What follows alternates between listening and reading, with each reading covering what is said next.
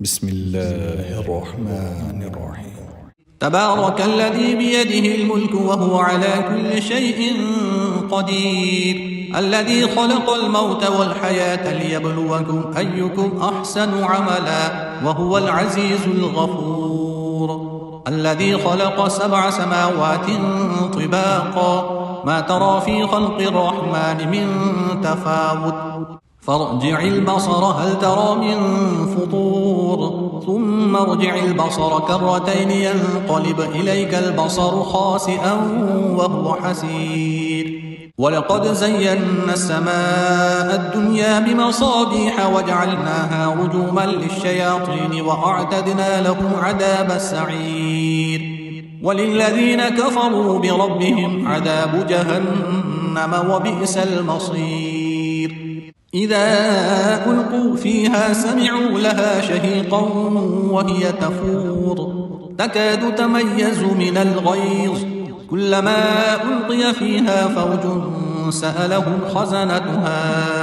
ألم يأتكم نذير، قالوا بلى قد جاءنا نذير فكذبنا وقلنا ما نزل الله من شيء إن أنتم إلا في ضلال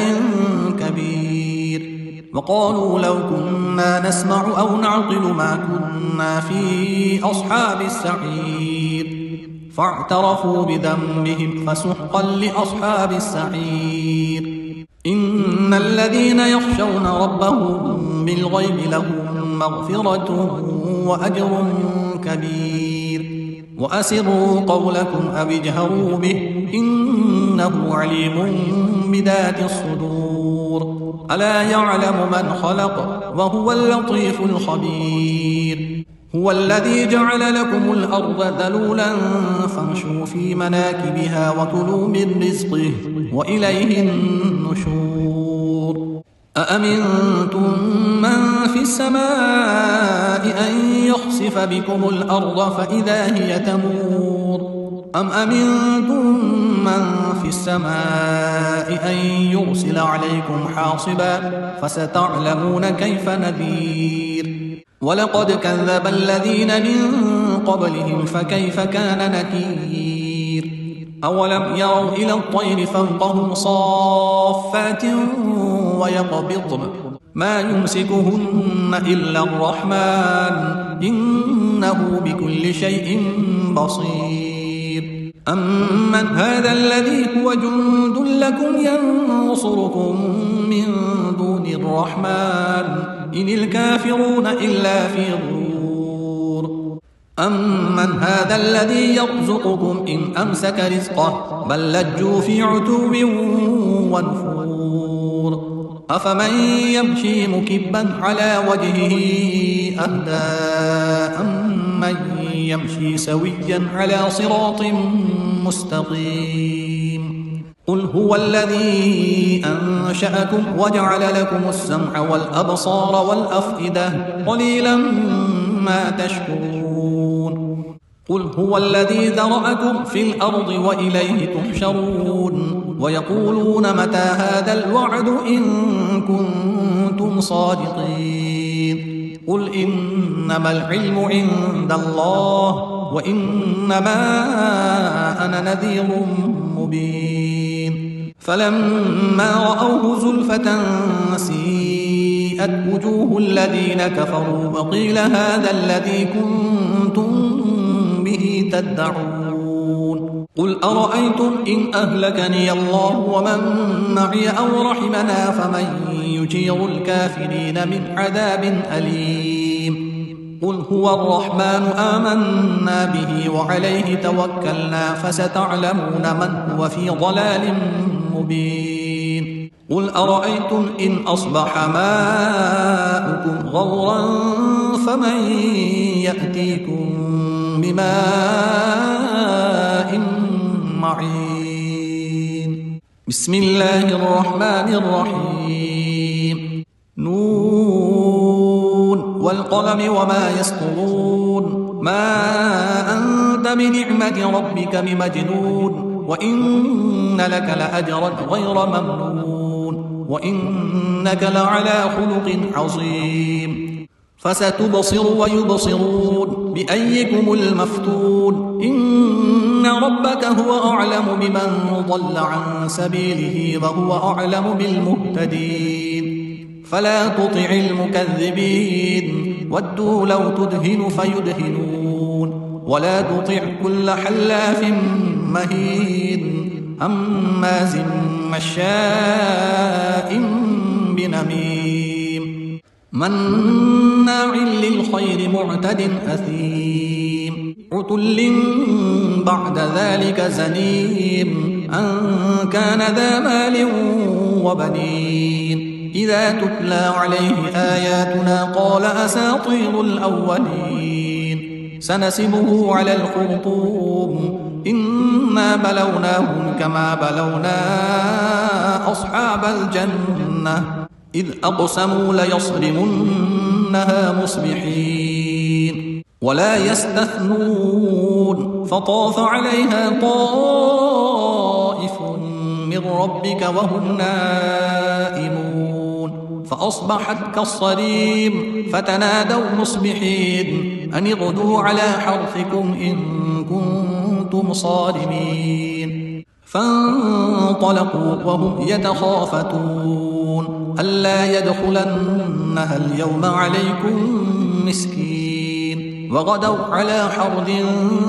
قادرين فلما رأوها قالوا إنا لضالون بل نحن محرومون قال أوسطهم ألم أقل لكم لولا تسبحون قالوا سبحان ربنا إنا كنا ظالمين فأقبل بعضهم على بعض يتلاومون قالوا يا ويلنا إنا كنا طاغين عسى ربنا أن يبدلنا خيرا منها إنا إلى ربنا راغبون كذلك العذاب ولعذاب الآخرة أكبر لو كانوا يعلمون إن للمتقين عند ربهم جنات النعيم أفنجعل المسلمين كالمجرمين ما لكم كيف تحكمون أم لكم كتاب فيه تدرسون إن لكم فيه لما تخيرون أم لكم أيمان علينا بالغة إلى يوم القيامة إن لكم لما تحكمون سلهم أيهم بذلك زعيم أم لهم شركاء فليأتوا بشركائهم إن كانوا صادقين يوم يكشف عن ساق ويدعون إلى السجود فلا يستطيعون خاشعة أبصارهم ترهقهم ذلة وقد كانوا يدعون إلى السجود وهم سالمون فذرني ومن يكذب بهذا الحديث سنستدرجهم من حيث لا يعلمون وأملي لهم إن كيدي متين أم تسألهم أجرا فهم من مغرم مثقلون أم عندهم الغيب فهم يكتبون فاصبر لحكم ربك ولا تكن كصاحب الحوت إذ نادى وهو مكظوم لولا أن تداركه نعمة من ربه لنبذ بالعراء وهو مذموم فاجتباه ربه فجعله من الصالحين وإن يكاد الذين كفروا ليزلقونك بأبصارهم لما سمعوا الذكر ويقولون إنه لمجنون وما هو إلا ذكر للعالمين بسم الله الرحمن الرحيم الحاقة ما الحاقة وما أدراك ما الحاقة كذبت ثمود وعاد بالقارعة فأما ثمود فأهلكوا بالطاغية وأما عاد فأهلكوا بريح صرصر عاتية سخرها عليهم 7 ليال و8 أيام حسوما فترى القوم فيها صرعى كأنهم أعجاز نخل خاوية فهل ترى لهم من باقية وجاء فرعون ومن قبله والمؤتفكات بالخاطئة فعصوا رسول ربهم فأخذهم أخذة رابية إنا لما طغى الماء حملناكم في الجارية لنجعلها لكم تذكرة وتعيها أذن واعية فإذا نفخ في الصور نفخة واحدة وحملت الأرض والجبال فدكتا دكة واحدة فيومئذ وقعت الواقعة وانشقت السماء فهي يومئذ واهية والملك على أرجائها ويحمل عرش ربك فوقهم يومئذ 8 يومئذ تعرضون لا تخفى منكم خافية فأما من أوتي كتابه بيمينه فيقول هاؤم اقرءوا كتابيه إني ظننت أني ملاق حسابيه فهو في عيشة راضية في جنة عالية قطوفها دانية كلوا واشربوا هنيئا بما أسلفتم في الأيام الخالية وأما من أوتي كتابه بشماله فيقول يا ليتني لم أوت كتابيه ولم أدر ما حسابيه يا ليتها كانت القاضية ما أغنى عني ماليه هلك عني سلطانيه خذوه فغلوه ثم الجحيم صلوه ثم في سلسلة ذرعها 70 ذراعا فاسلكوه إنه كان لا يؤمن بالله العظيم ولا يحض على طعام المسكين فليس له اليوم هاهنا حميم ولا طعام إلا من غسلين لا يأكله إلا الخاطئون فلا أقسم بما تبصرون وما لا تبصرون إنه لقول رسول كريم وما هو بقول شاعر قليلا ما تؤمنون ولا بقول كاهن قليلا ما تذكرون تنزيل من رب العالمين ولو تقول علينا بعض الأقاويل لأخذنا منه باليمين ثم لقطعنا منه الوتين فما منكم من أحد عنه حاجزين وإنه لتذكرة للمتقين وإنا لنعلم أن منكم مكذبين وإنه لحسرة على الكافرين وإنه لحق اليقين فسبح باسم ربك العظيم بسم الله الرحمن الرحيم سأل سائل بعذاب واقع للكافرين ليس له دافع من الله ذي المعارج تعرج الملائكة والروح إليه في يوم كان مقداره 50,000 سنة فاصبر صبرا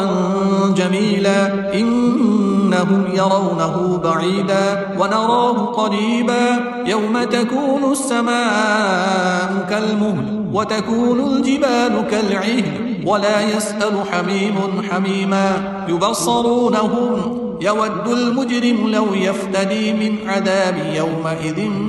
ببنيه وصاحبته وأخيه وفصيلته التي تؤويه ومن في الأرض جميعا ثم ينجيه كلا إنها لظى نزاعة للشوى تدعو من أدبر وتولى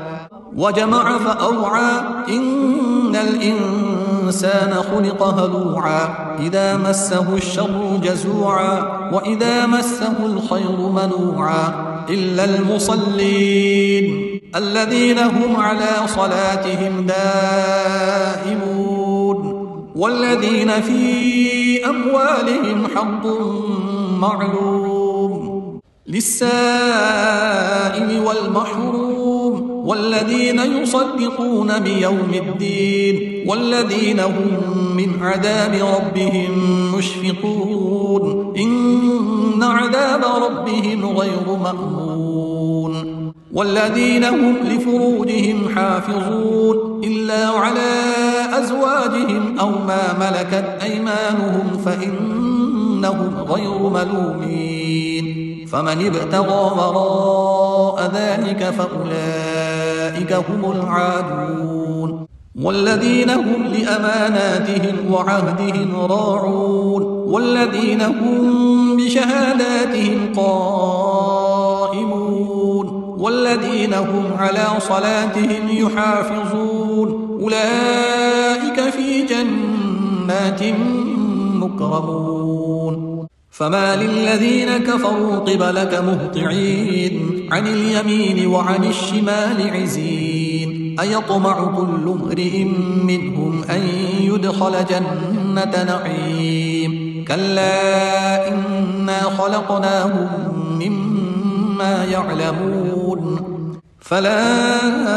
أقسم برب المشارق والمغارب إنا لقادرون على أن نبدل خيرا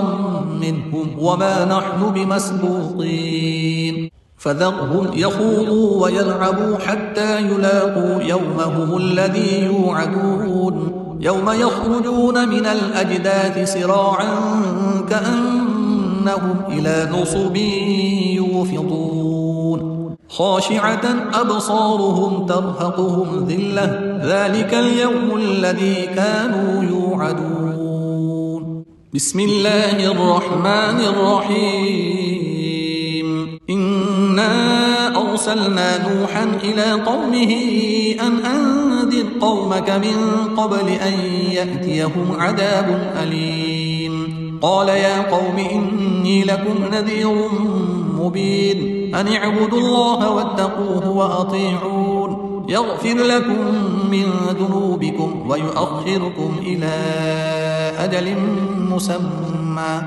إن أجل الله إذا جاء لا يؤخر لو كنتم تعلمون قال رب إني دعوت قومي ليلا ونهارا فلم يزدهم دعائي إلا فرارا وإني كلما دعوتهم لتغفر لهم جعلوا أصابعهم في آذانهم واستغشوا ثيابهم وأصروا واستكبروا استكبارا ثم إني دعوتهم جهارا ثم إني أعلنت لهم وأسررت لهم إسرارا فقلت استغفروا ربكم إنه كان غفارا يرسل السماء عليكم مدرارا ويمددكم بأموال وبنين ويجعل لكم جنات ويجعل لكم أنهارا ما لكم لا ترجون لله وقارا وقد خلقكم أطوارا ألم تروا كيف خلق الله 7 سماوات طباقا وجعل القمر فيهن نورا وجعل الشمس سراجا والله أنبتكم من الأرض نباتا ثم يعيدكم فيها ويخرجكم إخراجا والله جعل لكم الأرض بساطا لتسلكوا منها سبلا فجاجا قال نوح رب إنهم عصوني واتبعوا من لم يزده ماله وولده إلا خسارا ومكروا مكرا كبارا وقالوا لا تذرن آلهتكم ولا تذرن ودا ولا سواعا ولا يغوث ويعوق ونسرا وقد أضلوا كثيرا ولا تزد الظالمين إلا ضلالا مما خطيئاتهم أغرقوا فأدخلوا نارا فلم يجدوا لهم من دون الله أنصارا وقال نوح رب لا تذر على الأرض من الكافرين ديارا إنك إن تذرهم يضلوا عبادك ولا يلدوا إلا فاجرا كفارا رب اغفر لي ولوالدي ولمن دخل بيتي مؤمنا وللمؤمنين والمؤمنات ولا تزد الظالمين إلا تبارا بسم الله الرحمن الرحيم قل أوحي إلي أنه استمع نفر من الجن فقالوا إنا سمعنا قرآنا عجبا يهدي إلى الرشد فآمنا به ولن نشرك بربنا أحدا وأنه تعالى جد ربنا ما اتخذ صاحبة ولا ولدا وأنه كان يقول سفيهنا على الله شططا وأنا ظننا أن لن تقول الإنس والجن على الله كذبا وأنه كان رجال من الإنس يعوذون برجال من الجن فزادوهم رهقا وأنهم ظنوا كما ظننتم أن لن يبعث الله أحدا وأنا لمسنا السماء فوجدناها ملئت حرسا شديدا وشهبا وأنا كنا نقعد منها مقاعد للسمع فمن يستمع الآن يجد له شهابا رصدا وأنا لا ندري أشر أريد بمن في الأرض أم أراد بهم ربهم رشدا وأنا منا الصالحون ومنا دون ذلك كنا طرائق قددا وأنا ظننا أن لن نعجز الله في الأرض ولن نعجزه هربا وأنا لما سمعنا الهدى آمنا به فمن يؤمن بربه فلا يخاف بخسا ولا رهقا وأنا منا المسلمون ومنا القاسطون فمن أسلم فأولئك تحروا رشدا وأما القاسطون فكانوا لجهنم حطبا وأن لو استقاموا على الطريقة لأسقيناهم ماء غدقا لنفتنهم فيه ومن يعرض عن ذكر ربه يسلكه عذابا صعدا وأن المساجد لله فلا تدعوا مع الله أحدا وأنه لما قام عبد الله يدعوه كادوا يكونون عليه لبدا قل إنما أدعو ربي ولا أشرك به أحدا قل إني لا أملك لكم ضرا ولا رشدا قل إني لن يجيرني من الله أحد ولن أجد من دونه ملتحدا إلا بلاغا من الله ورسالاته ومن يعص الله ورسوله فإن له نار جهنم خالدين فيها أبدا حتى إذا رأوا ما يوعدون فسيعلمون من أضعف ناصرا وأقل عددا قل إن أدري أقريب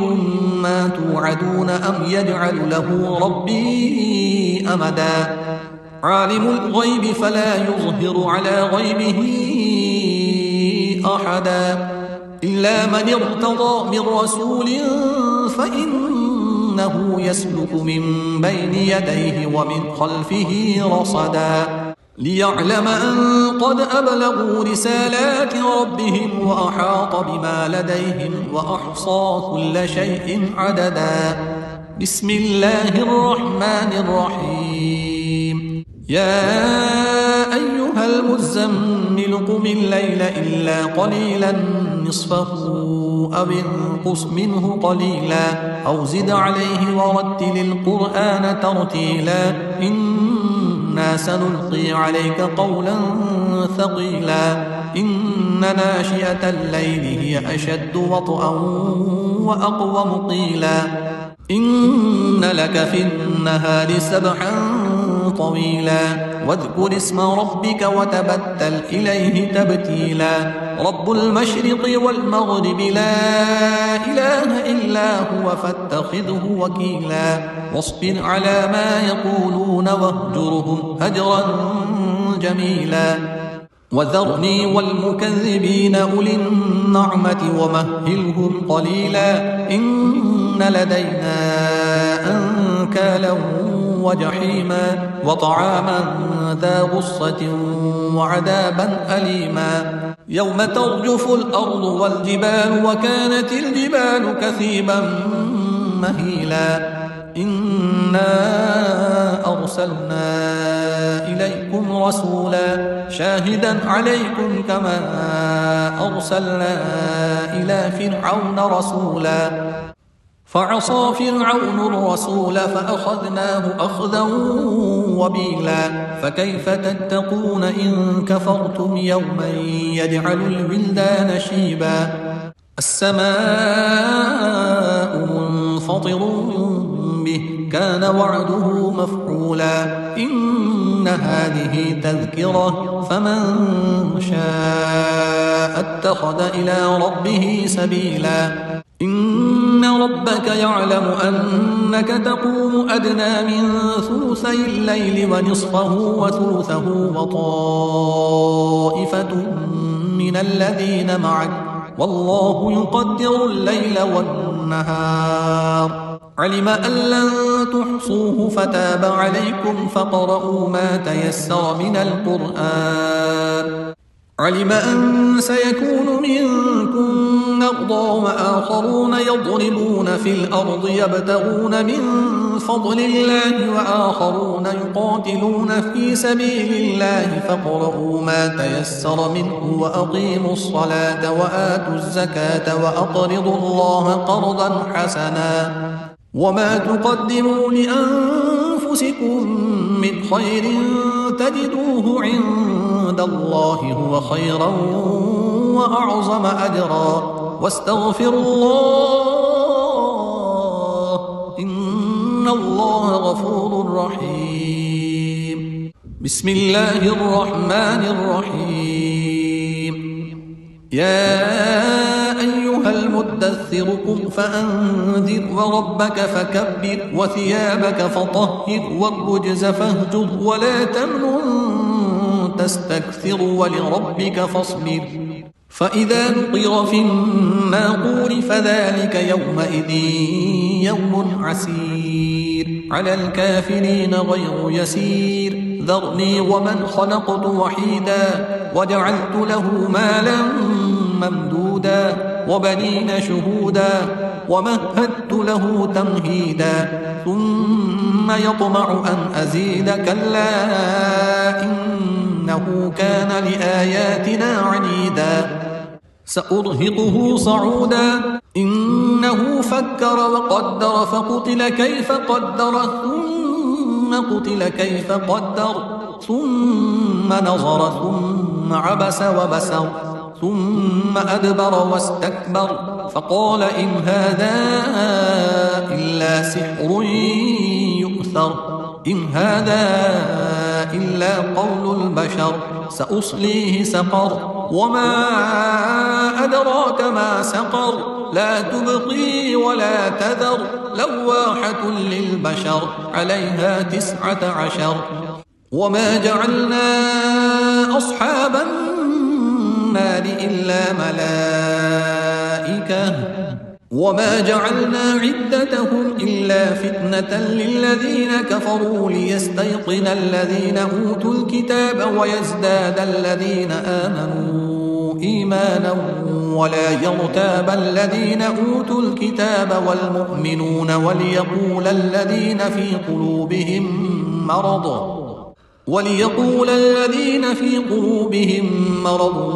والكافرون ماذا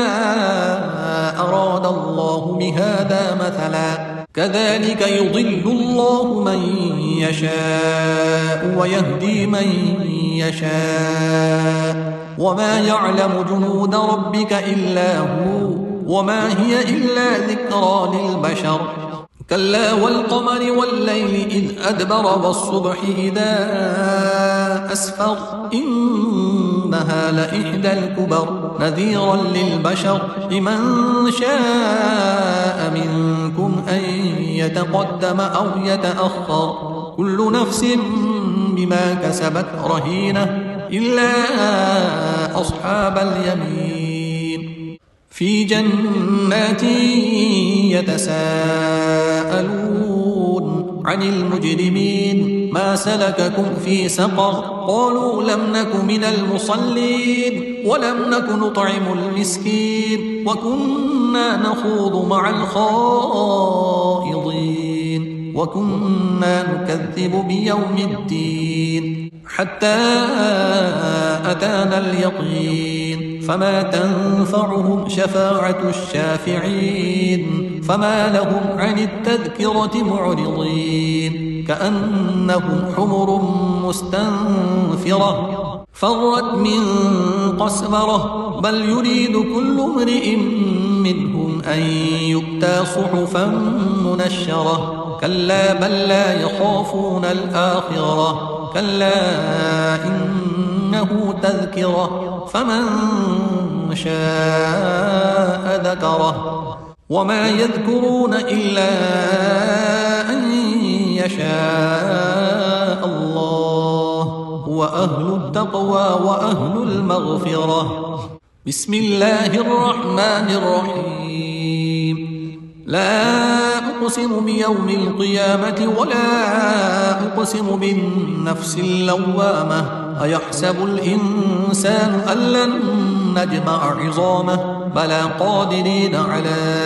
أن نسوي بنانه بل يريد الإنسان ليفجر أمامه يسأل أيان يوم القيامة فإذا برق البصر وخسف القمر وجمع الشمس والقمر يقول الإنسان يومئذ أين المفر كلا لا وزر إلى ربك يومئذ المستقر ينبأ الإنسان يومئذ بما قدم وأخر بل الإنسان على نفسه بصيرة ولو ألقى معاذيره لا تحرك به لسانك لتعجل به إن علينا جمعه وقرآنه فإذا قرأناه فاتبع قرآنه ثم إن علينا بيانه كلا بل تحبون العاجلة وتذرون الآخرة وجوه يومئذ ناظرة إلى ربها ناظرة ووجوه يومئذ باسرة تظن أن يفعل بها فاقرة كلا إذا بلغت التراقي وقيل من راق وظن أنه الفراق والتفت الساق بالساق إلى ربك يومئذ المساق فلا صدق ولا صلى ولكن كذب وتولى ثم ذهب إلى أهله يتمطى أولى لك فأولى ثم أولى لك فأولى أيحسب الإنسان أن يترك سدى ألم يك نطفة من مني يمنى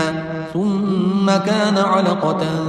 فخلق فسوى فجعل منه الزوجين الذكر والأنثى أليس ذلك بقادر على أن يحيي الموتى بسم الله الرحمن الرحيم هل أتى على الإنسان حين من الدهر لم يكن شيئا مذكورا إنا خلقنا الإنسان من نطفة أمشاج نبتليه فجعلناه سميعا بصيرا إنا هديناه السبيل إما شاكرا وإما كفورا إنا أعتدنا للكافرين سلاسل وأغلالا وسعيرا إن الأبرار يشربون من كأس كان مزاجها كافورا عينا يشرب بها عباد الله يفجرونها تفجيرا يوفون بالنذر ويخافون يوما كان شره مستطيرا ويطعمون الطعام على حبه مسكينا ويتيما وأسيرا إنما نطعمكم لوجه الله لا نريد منكم جزاء ولا شكورا إنا نخاف من ربنا يوما عبوسا قمطريرا فوقاهم الله شر ذلك اليوم ولقاهم نضرة وسرورا وجزاهم بما صبروا جنة وحريرا متكئين فيها على الأرائك لا يرون فيها شمسا ولا زمهريرا ودانية عليهم ظلالها وذللت قطوفها تذليلا ويطاف عليهم بآنية من فضة وأكواب كانت قوارير من فضة قدروها تقديرا ويسقون فيها كأسا كان مزاجها زنجبيلا عينا فيها تسمى سلسبيلا ويطوف عليهم ولدان مخلدون إذا رأيتهم حسبتهم لؤلؤا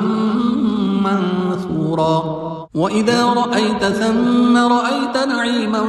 وملكا كبيرا عاليهم ثياب سندس خضر واستبرق وحلوا أسابر من فضة وسقاهم ربهم شرابا طهورا إن هذا كان لكم جزاء وكان سعيكم مشكورا إنا نحن نزلنا عليك القرآن تنزيلا فاصبر لحكم ربك ولا تطع منهم آثما أو كفورا واذكر اسم ربك بكرة وأصيلا ومن الليل فاسجد له وسبحه ليلا طويلا إن هؤلاء يحبون العاجلة ويذرون وراءهم يوما ثقيلا نحن خلقناهم وشددنا أسرهم وإذا شئنا بدلنا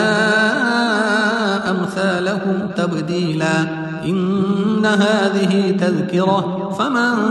شاء اتخذ إلى ربه سبيلا وما تشاءون إلا أن يشاء الله إن الله كان عليما حكيما يدخل من يشاء في رحمته والظالمين أعد لهم عذابا أليما بسم الله الرحمن الرحيم والمرسلات عرفا فالعاصفات عصفا والناشرات نشرا فالفارقات فرقا فالملقيات ذكرا عذرا أو نذرا إنما توعدون لواقع فإذا النجوم طمست وإذا السماء فرجت وإذا الجبال نسفت وإذا الرسل أقتت لأي يوم أجلت ليوم الفصل وما أدراك ما يوم الفصل ويل يومئذ للمكذبين ألم نهلك الأولين ثم نتبعهم الآخرين كذلك نفعل بالمجرمين ويل يومئذ للمكذبين ألم نخلقكم من ماء مهين فجعلناه في قرار مكين إلى قدر معلوم فقدرنا فنعم القادرون ويل يومئذ للمكذبين ألم نجعل الأرض كفاتا أحياء وأمواتا وجعلنا فيها رواسي شامخات وأسقيناكم ماء فراتا ويل يومئذ للمكذبين انطلقوا إلى ما كنتم به تكذبون انطلقوا إلى ظل ذي 3 شعب لا ظليل ولا يغني من اللهب إنها ترمي بشرر كالقصر كأنه جمالة صفر ويل يومئذ للمكذبين هذا يوم لا ينطقون ولا يؤذن لهم فيعتذرون ويل يومئذ للمكذبين هذا يوم الفصل جمعناكم والأولين فإن كان لكم كيد فكيدون ويل يومئذ للمكذبين إن المتقين في ظلال وعيون وفواكه مما يشتهون كلوا واشربوا هنيئا بما كنتم تعملون إنا كذلك نجزي المحسنين ويل يومئذ للمكذبين كلوا وتمتعوا قليلا إنكم مجرمون ويل يومئذ للمكذبين وإذا قيل لهم اركعوا لا يركعون ويل يومئذ للمكذبين فبأي حديث بعده